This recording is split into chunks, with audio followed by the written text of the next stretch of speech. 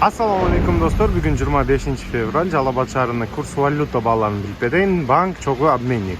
Погода 7 градус болот, түнү 1 градус болот экен. Жамгыр көрсөтөт бүгүн. ИКАС акча алмаштыруу бюросунун курс валюта баасы доллар 87.80, евро 93, рубль 1 сом 13 тиын, сатылыш баасы 1 сом 16 тиын экен достор. Сом, тенге, юань бар жогуну көрсөңөр болот.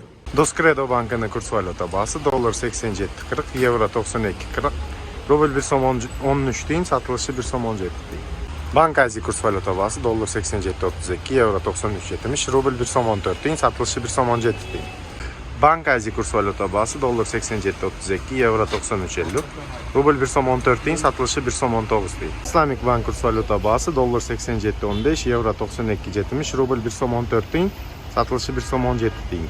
Kapital Banka'nın kurs valuta bası dolar 87.32, euro 92.40, rubl 1 som 13 deyin, satılışı 1 som 17 deyin. Kırgızistan Banka'nın kurs valuta bası dolar 87.32, euro 92, rubl 1 som 14 deyin, satılışı 1 som 165 ken.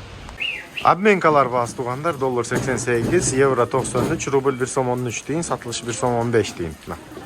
Жалаң обменниктер баалары рубль бүгүн 13 тиңге түшүп кетти. 13 тиң, сатылышы 15-16 болот достор. Бул Жалал-Абад обменкасы баасы.